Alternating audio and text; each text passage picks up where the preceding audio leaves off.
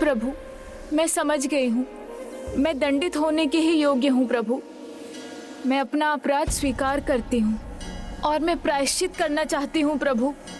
इसलिए आप मुझे जो भी दंड देंगे मुझे स्वीकार है प्रभु।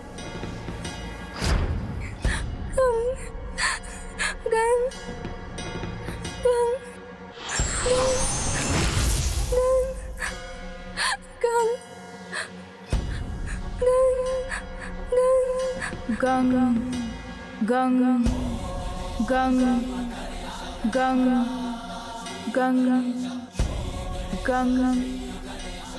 अपराध और अपराधी दोनों ही दंड के भागी होते हैं, इसलिए तुम्हें दंड तो अवश्य मिलेगा।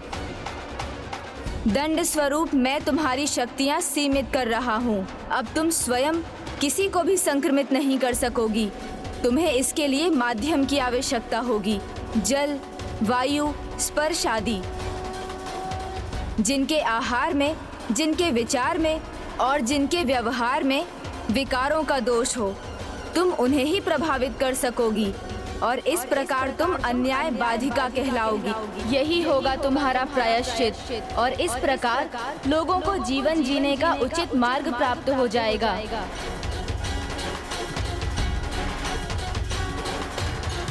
प्रभु, मुझे आपका ये दंड स्वीकार है प्रभु। अब भयाक्रांत रहने का कोई कारण नहीं पुत्री। अब शांत हो जाओ, चिंता मत करो। प्रभु, कदाचित वो बालिका अभी भी आतंक के प्रभाव में है।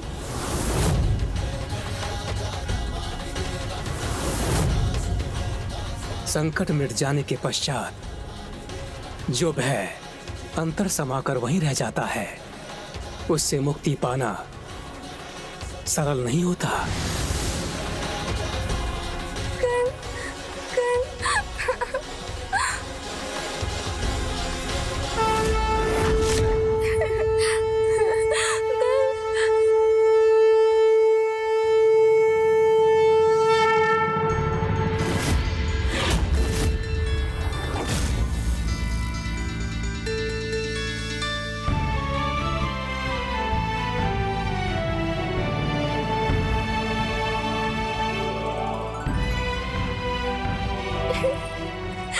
छोटी बहन, शांत हो जाओ ना।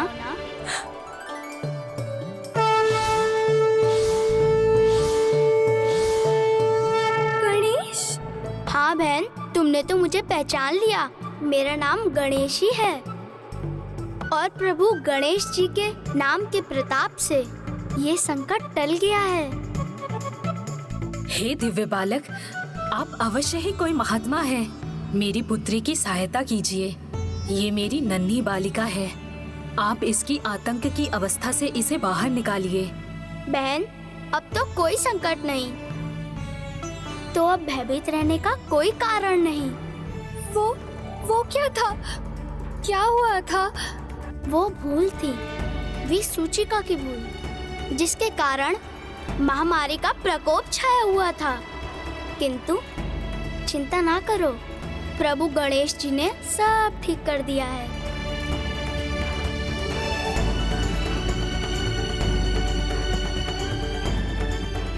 देखो बहन, तुम्हारी माँ और अन्य लोग पूर्णतः स्वस्थ हो चुके हैं।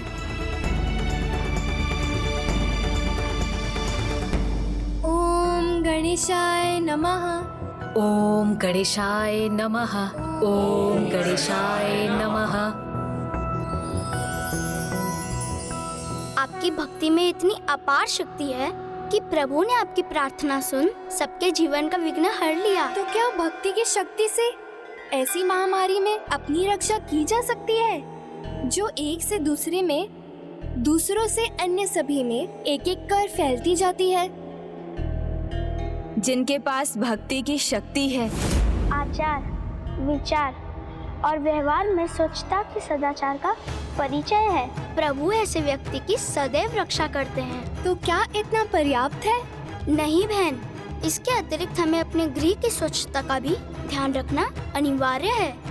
इसलिए नमक के जल से अपने निवास को स्वच्छ रखना और अपने निवास के बाहर गौ माता के गोबर का लेप लगाना जो शुभ ही नहीं होता, अपितु अशुद्धता, कीटाणुओं और कीट से हमें ही नहीं हमारे निवास को भी सुरक्षित रखता है। किंतु कलयुग में दुराचारी, अन्यायी एवं दुर्गुणों से भरे मनुष्यों की अधिकता होगी। यदि उनका प्रभाव सदाचारी व्यक्तियों पर हुआ तो उनके लिए मैं एक मंत्र देता हूँ। स्वच्छता के नियमों का पालन करते हुए उन्हें इस मंत्र का जाप करना होगा।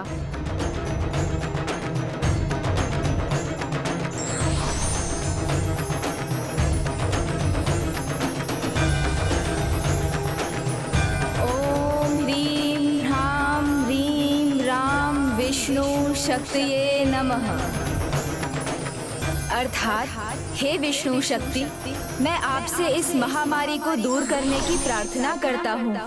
ओम ह्रीं ह्रां ह्रीं राम विष्णु शक्ते नमः।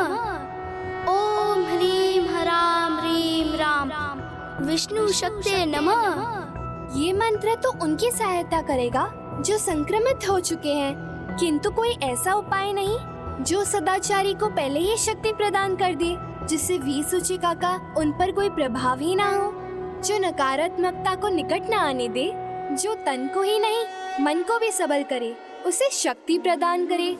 यदि ऐसा कोई उपाय संभव है प्रभु, तो फिर वो कलयुग में भी मानवता और सदाचार दोनों की ही रक्षा करेगा। जैसा कि मैंने आपको पूर्व में बताया था, उसके लिए शीघ्र पृथ्वी पर एक ऐसे दिव्य पौधे का जन्म होगा जो आरोग्य का प्रतीक होगा, जिसके पूजन से मन को शक्ति मिलेगी, जो प्रसाद बनकर तन को भी शक्ति प्रदान करेगा, उसे निरोग रखेगा। प्रत्येक निवास के आंगन में उसका होना ही शुद्धि और सकारात्मकता देगा।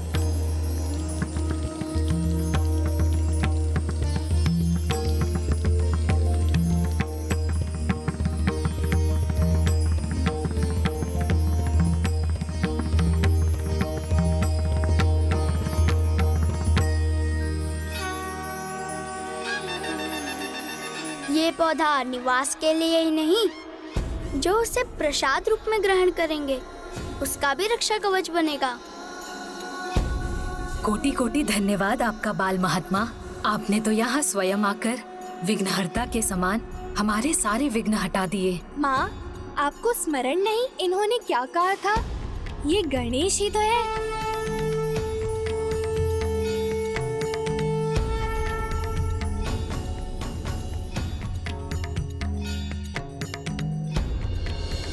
सदा स्मरण रखना बहन, जहाँ भक्ति है वहाँ भय नहीं, और जहाँ आशा है वहाँ विघ्नहर्ता गणेश है। इसलिए भक्ति और आशा को कभी मत खोना।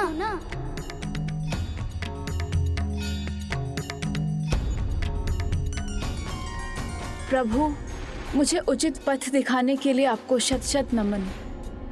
अब मैं उस पथ से कभी नहीं भटकूंगी। हे विघ्नहर्ता गणेश जी, मुझे इस विघ्न से उबारने के लिए आपका कोटि कोटि धन्यवाद।